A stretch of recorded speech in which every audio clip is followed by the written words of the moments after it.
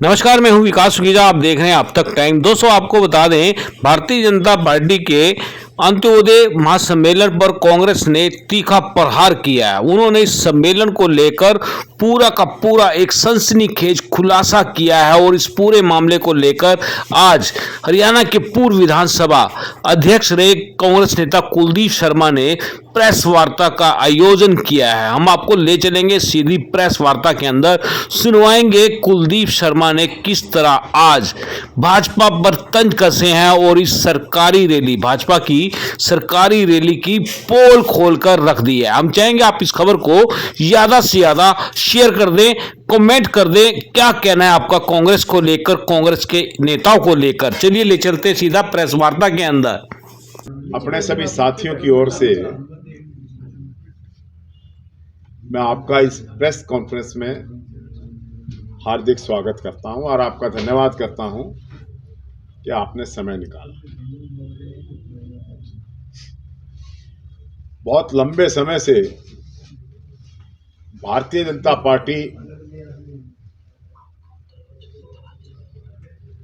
के मुख्यमंत्री, इनकी पार्टी बहुत लंबे समय से हरियाणा के मुख्यमंत्री श्री मनोहर लाल खट्टर और उनकी पार्टी एक बहुत बड़ा 9 वर्ष सरकार पूरा होने का जश्न मनाने का करनाल में बहुत बड़ी स्तर पर प्रचारित किया जा रहा था। सारा हरियाणा हैरान था कि न जाने करनाल में कितनी बड़ी बड़ी घोषणाएं हो जाएंगी। लेकिन इस जलसा होने के बाद इससे पहले कहा गया था कि 4 नए जिले बन सकते हैं, उनकी घोषणाएं हो जाएंगी। ये भी आशा की जा रही थी कि एसवाईएल के मुद्दे पर श्री अमित शाह हरियाणा को कोई तोहफा देने जा रहे हैं। ये भी आशा की जा रही थी हरियाणा के कर्मचारियों द्वारा कि पंजाब के समान वेतन की घोषणा गृह मंत्री जी से करवाई जाएगी। ये भी आशा की जा रही थी 5100 रुपए पेंशन अनाउंस होगी। ये भी घोषणा की जा रही थी, आशा की जा रही थी कि हर एक महिला को घर खर्च चलाने के लिए 2000 रुपए महीना दिया जाएगा, जिस तरह कांग्रेस ने किया। ये भी घोषणा की जा रही, सोच जा रही थी कि मध्य प्रदेश में जिस प्रकार सिलेंडर की 500 रुपए, ये बहुत प्रचारित किया जा रहा था बीजेपी के द्वारा कि हम सिलेंडर की कीमत 500 रुपए कर दें। इस प्रकार से अगर मैं सही भाषा बोलूं तो झूठ बोलकर बहकाकर लोगों को इकट्ठा किया गया।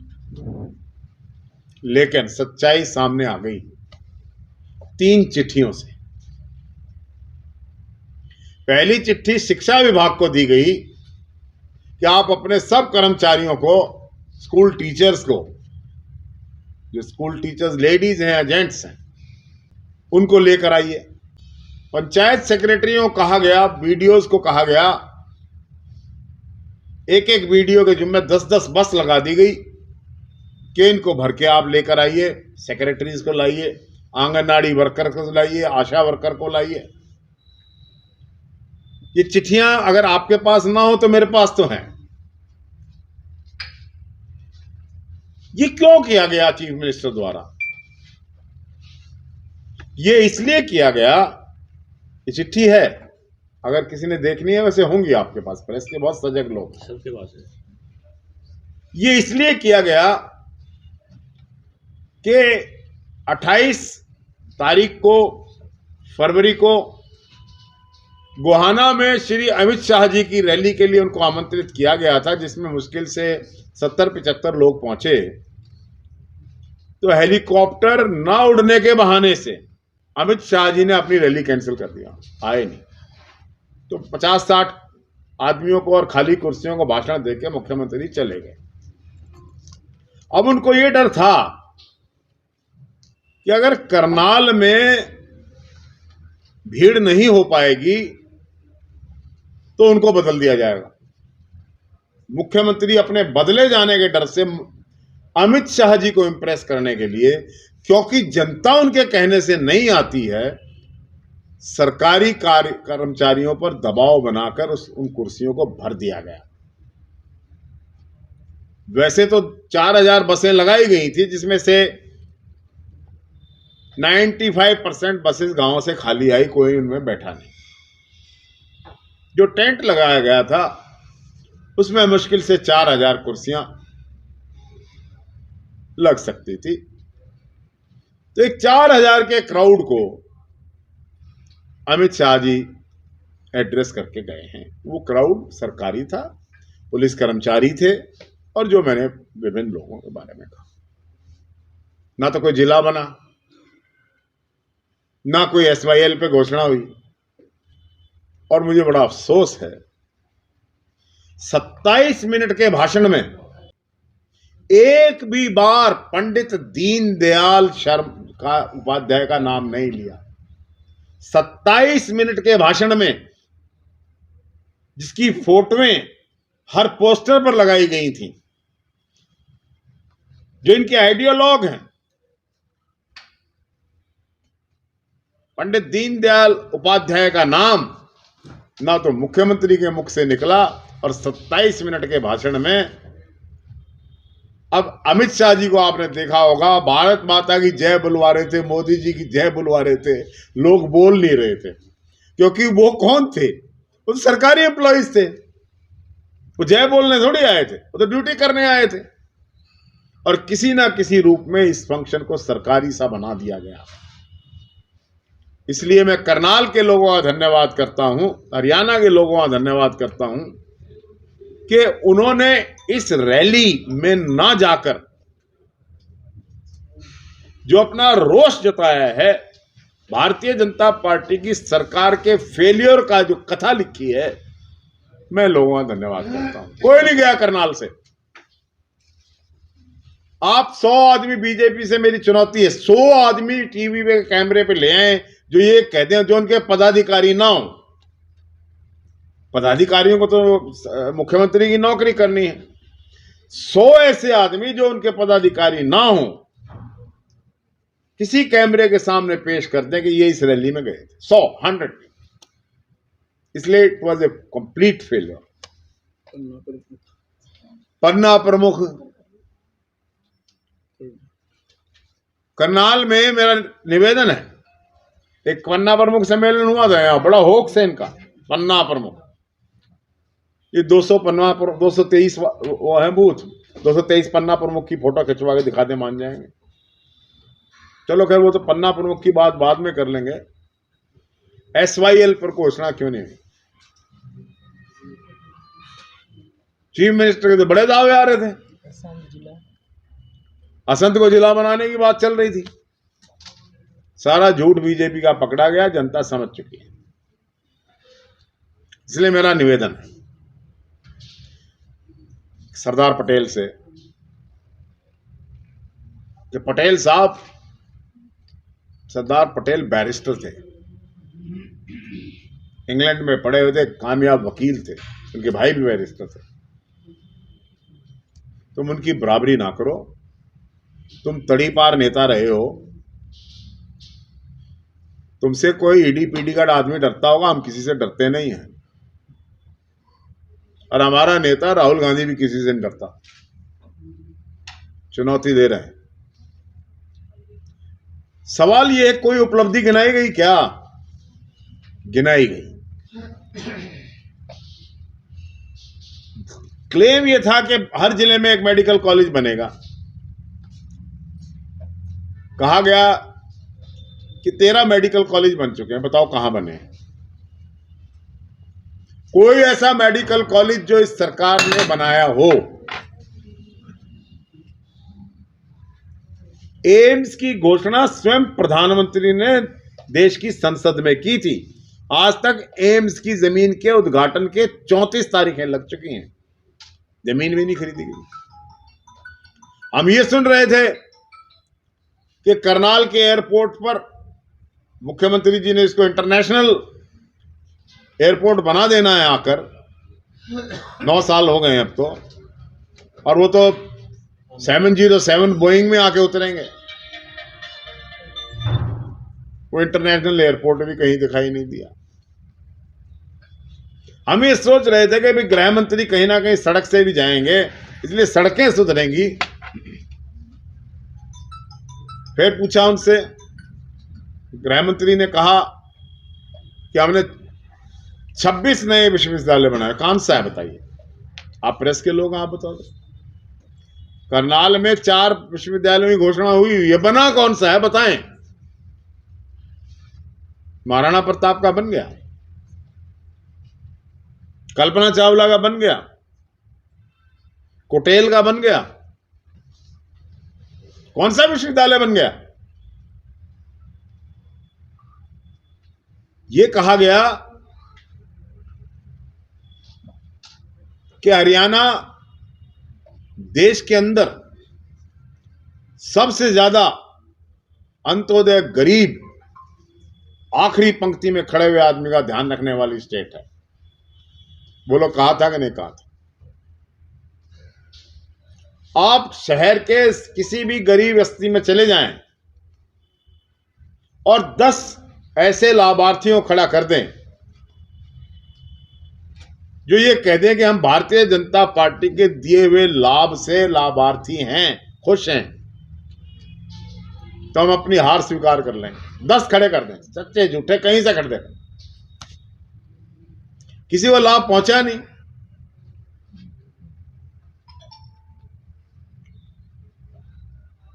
कोई फायदा नहीं हुआ गरीब को। तो अमित शाह जी को किस लिए लेकर आए थे, क्या कहलवाना चाह रहे थे? It was a total failure. 9 साल का अगर भारतीय जनता पार्टी का हिसाब लगाया जाए तो सबसे पहले करनाल से शुरू कर लो। करनाल में हमारी पूर्व विधायिका बैठी हैं, पिछला चुनाव लड़ने वाले त्रिलोचन जी बैठे हैं, इनसे भी पूछ लेना आप।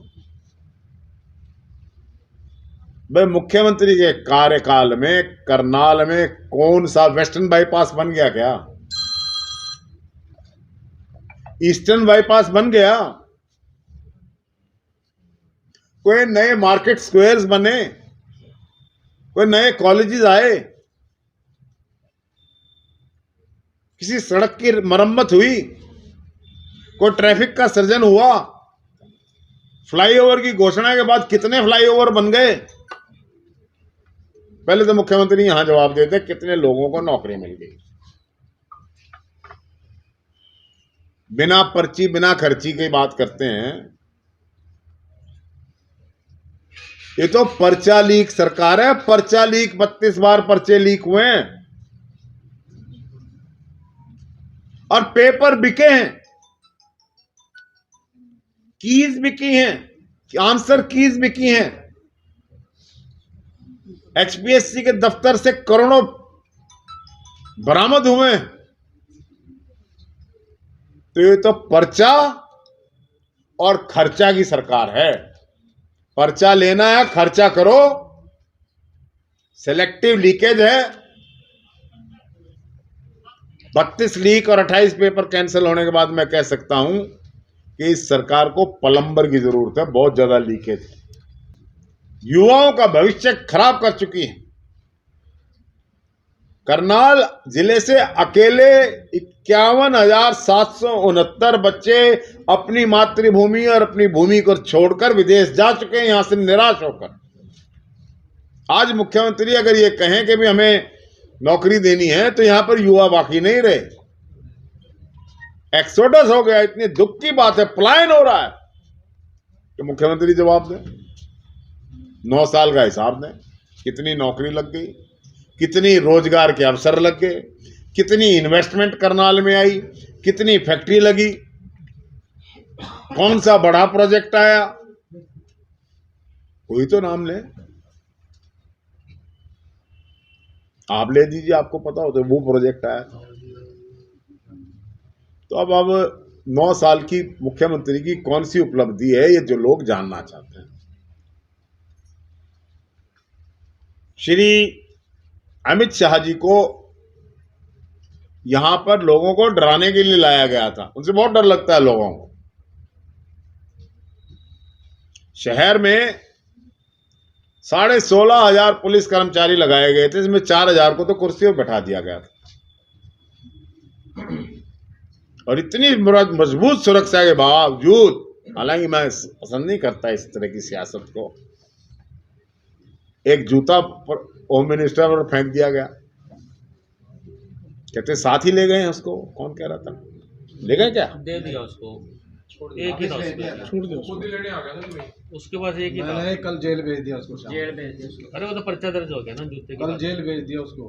अरे जूते हालांकि मैं इस संस्कृति को पसंद नहीं करता, भाई किसी पे कोई जूता मारे क्या करे, लेकिन वो सुरक्षा व्यवस्था चाक चौबंद, वो सुरक्षा का घेरा, उस रूट का बदलाव, ये जन आक्रोश दिखाई दे रहा था।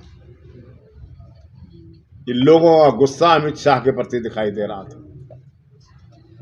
इसलिए अमित शाह जी की जो यहां पर करनाल की नगरी में आवागमन हुआ था, it was a total failure of the chief minister, of the state government, of the party. No promise, कोई फ्यूचर की बात नहीं, कोई चीज नहीं, कुछ करनाल को दे के गए नहीं, बल्कि यहां की रोड लेके चले गए, यहां की शांति हर ले गए, लोगों को बड़ी तकलीफ का सामना करना पड़ा। Bharatiya Janata party as a party ने अपना फेल्योर तस्लीम कर लिया है, मान लिया है। ये कास्ट करप्शन और क्राइम की गवर्नमेंट है। 3C बता के गए थे ना अमित शाह, हम बता रहे हैं 3C, caste, corruption and crime government is the BJP government. इनका ब्रांड है। एसपी बता गए थे, जी एसपी बता गए थे, एस वो 7S बता दो, वो बता दो, मुझे उनका नहीं पता। अब क्या हुआ, बीजेपी की बीमार हालत को देखते हुए, फोर्थ स्टेज के कैंसर को देखते हुए, अपने आने वाली हार को देखते हुए,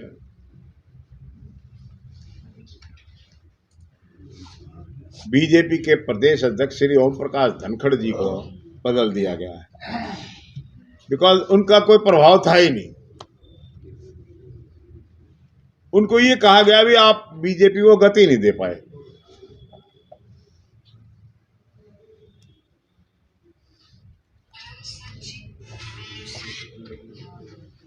उसकी बजाय नए डॉक्टर आए हैं बीजेपी के। BJP has brought a new doctor for its treatment, लेकिन फोर्थ स्टेज के कैंसर का इलाज होता नहीं। हम सैनी जी का बड़ा सम्मान करते हैं, बहुत बड़े नेता हैं, बहुत बड़ा उनका पृष्ठभूमि है। हाँ, तो जिस डॉक्टर को लेके आए हैं वो इस बीमार बीजेपी का कोई इलाज नहीं कर सकते। इसलिए बीजेपी को अगर 10 में से आप नंबर देंगे, इस जलसे के बाद कोई 0 देने की भी जरूरत नहीं है। पर्चा खाली पड़ा है, कुछ भी गिनाने के लिए नहीं था। करनाल की जनता, प्रदेश की जनता निराश हो चुकी है बीजेपी की झूठ से, बीजेपी के राज में हो रही लूट से, भ्रष्टाचार से, क्राइम से, करप्शन से। अब राम का सहारा लेने चले हैं। ये जो राम का मंदिर अयोध्या में बन रहा है, जिसका बीजेपी करण करना चाहते हैं, ये राम इनके कोई डैडी थे क्या? राम तो सबके थे। हमारा मंदिर है वो, राम भगवान सबके हैं भाई। सोमनाथ का मंदिर सरदार पटेल ने बनवाया था। हम तो नहीं कहते हो हमारा मंदिर है, हम तो क्या भगवान शिव का है। ये तो अपनी मोहर लगा रहे हैं मंदिर को। और मंदिर के नाम पर जो मुहूर्त निकाला गया है 22 जनवरी का, ठीक है, क्योंकि मैं भी मन वचन कर्म से ब्राह्मण हूं, तो क्षेत्र की भूमि में रहते हैं हम लोग। ये ऐसा मुहूर्त निकाल दिया कि बीजेपी का सूर्यास्त हो जाएगा। उस राम में मंदिर में हनुमान है ही नहीं। किसी ने पूछा भाई हनुमान जी के बिना राम, तो उन्होंने कहा हनुमान जी का मंदिर तो वहां हनुमानगढ़ी में अलग है, इसलिए वहां जिसने हनुमान जी की पूजा करनी वहां चले जाओ। तो ये परिपूर्ण मंदिर नहीं है जिसका लाभ बीजेपी चुनाव के लिए उठाना चाहती है। अब आपने कोई सवाल पूछना है? सर सबसे पहले मेरा सवाल है, आपने जो है अमित शाह को 2-3 बार जो है सरदार पटेल का दर्जा दे दिया, दूसरी तरफ आपने जो है उनको जो है तड़ीवार भी कहा। तो एक तरफ जब आप दर्जा दे रहे थे इसका मतलब समझते हैं क्या वो जो है सक्षम है। जब आपने उसको सरदार पटेल का दर्जा दिया तो इसका मतलब कहीं ना कहीं वो जो है राजनीतिक में सक्षम है अपना। इनमें से कौन सी झूठी बात है? कौन सी आपको कौन सी समझ नहीं आई? इनमें से कौन सी समझ नहीं आई? आपने उनकी तारीफ भी की है, नहीं इसका मतलब ये लगता है कि कहीं ना कहीं जो है आप उनको दर्जा दे रहे हैं। ये मेरा सवाल ये है क्योंकि आपने बहुत बड़ी बात कही है। और फिर कह दूंगा मुझको, मैं आपको समझा देता हूँ। सरदार पटेल की भूमिका में है, वो है नहीं सरदार पटेल। आपका व्यंग था वो। सरदार पटेल की भूमिका में है, गृह मंत्री है ना। जी। और दूसरी कौन सी बात कही थी? तड़ी पार नहीं भी थी? आपने कही है। नहीं थी क्या? नेचुरली है, नहीं थी क्या? दर्जा तो मैं सच बोल रहा हूँ, हम सच बोल रहे हैं ना। शर्मा जी तड़ी पार तो बता दिया, अब ये तो बता दो अमित शाह जी को लाया गया यहाँ, वो डराने के लिए किस किस को लाया, किस को मानते, किस किस को डराने के लिए लाया गया? उन्हीं से बहुत डरते हैं लोग। नहीं, वो डर के मारे बुलाया गया या डराने के लिए बुलाया गया? इस डर में बुलाया गया कि गोहाना की रैली फेल हो जाने के बाद मुख्यमंत्री का, प्रधानमंत्री और गृह मंत्री को यह संदेश गया था दिल्ली में कि मुख्यमंत्री फेल हो चुका है। तो ये अभी कुछ दिन पहले ये मिले थे दिल्ली जाके मुख्यमंत्री जी प्रधानमंत्री जी से। उन्होंने कहा जी मुझे एक मौका दो, आप अमित शाह जी को भेजो और बहुत बड़ा जलसा मैं करके दिखाऊंगा, पूरा उससे प्रभाव मिलेगा। क्या रहा प्रभाव का, क्या असर रहा? बता दिया, जूता चला इसमें, प्रभावित था वो। अमित शाह जी कहते हैं कांग्रेस ने रामलल्ला जी को टेंट में रखा और हमने मंदिर बना दिया। अमित शाह जी को इतिहास का पता नहीं है, उनको हमारे स्कूल में भर्ती कराइए। रामलला के मंदिर का दरवाजा देश के तत्कालीन प्रधानमंत्री श्री राजीव गांधी द्वारा खोला गया था। रामलला की पूजा श्री राजीव गांधी जी के द्वारा खोले गए मंदिर में पहली बार 1987 में शुरू हुई।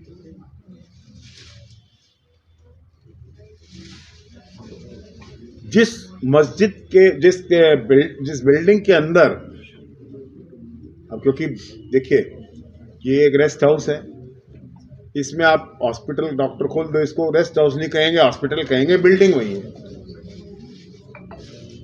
जो राम का मंदिर था वो बीजेपी ने तोड़ दिया तो फिर राम के सिर पर जो साया था वो तोड़ा तो बीजेपी ही नहीं था ना। ये बताओ कुर्सी बचेगी या नहीं बचेगी मुख्यमंत्री की, क्या लगता है आपको? देखिए जूता फेंकने के बाद अमित शाह नाराज होकर गए हैं कि ये सुरक्षा 16,000 पुलिस के सिपाही लगाने के बाद और 4,000 को टेंट में कुर्सियों में बिठाने के बाद भी जूता फेंक दिया गया, नाराज है। Kuldeep ji, all activities so crowd only, all activities so crowd. आपने अभी कहा था ना भीड़ के लिए, बस खाली भीड़ दिखाने के लिए प्रोग्राम किया गया और अलग अलग लेटर भेजे। आप हिंदी में पूछ लो, मैं कह रहा all activities so crowd only fake, ये बोल रहा हूँ। मैंने फिर कहा हिंदी में पूछ लो इतनी। आप ये कह रहे जो प्रोग्राम था उसमें भीड़ थी, जो भीड़ थी लेटर देके सरकारी लोगों को बुलाया। हाँ। तो ओनली सिर्फ एक एक्टिविटीज थी, सिर्फ क्राउड दिखाने के लिए, भीड़ दिखाने के लिए। और दिया तो कुछ दे के गए हैं क्या? कुछ दे के गए हैं, कुछ करनाल को, कोई हरियाणा को, कोई आश्वासन कुछ मिला है? उससे पहले तो जूता मिल गया जी, तो जूता फेंक दिया उसकी तरफ। सर लाखों करोड़ों रुपए खर्च हुए इस सम्मेलन पर, गरीब रोटी के लिए 100 करोड़ से ज्यादा। हाँ जी, तो कहाँ से आता है इतना पैसा? बीजेपी का जो दफ्तर बना है यहाँ, जो रातों रात खोद के पार्क में उसकी लाइन बना दी गई है 30 करोड़ रुपए का, वो कहाँ से आया? 700 करोड़ का बीजेपी का दफ्तर है दिल्ली में, वो कहाँ से आया है? 40 करोड़ का बीजेपी का फरीदाबाद में है,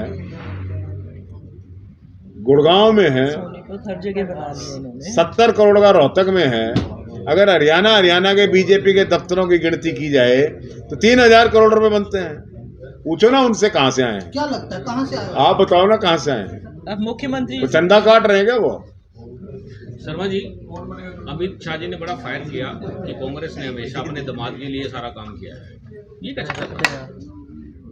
कांग्रेस ने किसके लिए किया? ये दामाद के लिए काम किया। हाँ तो अमित शाह जी तो हमेशा जय शाह के लिए काम करते हैं। वो क्रिकेट एसोसिएशन का बनवा रहे हैं। वो क्रिकेट एसोसिएशन का सचिव बना के अपने बेटे को क्रिकेट कंट्रोल बोर्ड पे कब्जा किया तो है शाह जी ने। तो अब आप हरियाणा के राजनीति में क्या नया परिवर्तन लाना चाहता है? कुछ बताइए। आपकी डेट ऑफ बर्थ क्या है? मेरे जो है 1957 है सर, और मुझे 45 साल हो। शर्मा जी, बड़ा संगीन धाराओं में पर्चा दर्ज किया हैंडीकैप के खिलाफ। वो अपनी मन की व्यथा बताने आया था, किसी ने सुनी नहीं उसकी। उसका परिवार चलता पेंशन से था और उसके बाद पर्चा दर्ज कर दिया। अब पुलिस वालों की छाती वो एक जूता फेंकना नहीं था, वो जन आक्रोश का एक प्रतीक था।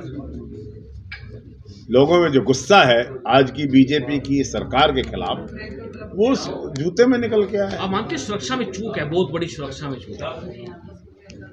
मैंने कहा है कि 16,000 पुलिस सिपाही लगाने के बाद, 28 IPS ऑफिसर्स लगाने के बाद, 135 DSPs लगाने के बाद, 200 इंस्पेक्टर लगाने के बाद भी होम मिनिस्टर की तरफ जूता फेंक दिया गया, वो भी एक हैंडीकैप्ड आदमी। तो ये सुरक्षा की चूक है या क्या है, इसका तो फैसला कोई एक्शन नहीं हुआ अभी तक, किसी के खिलाफ कोई कार्रवाई नहीं हुई, सिर्फ पर्चा दर्ज कर दिया उसके खिलाफ। चीफ मिनिस्टर के खिलाफ होना चाहिए, जिसकी जिम्मेदारी थी। चीफ मिनिस्टर की जिम्मेदारी है। जब एक प्रदेश का चीफ मिनिस्टर होम मिनिस्टर को लेके आ रहा, जिम्मेदारी तो उसकी है।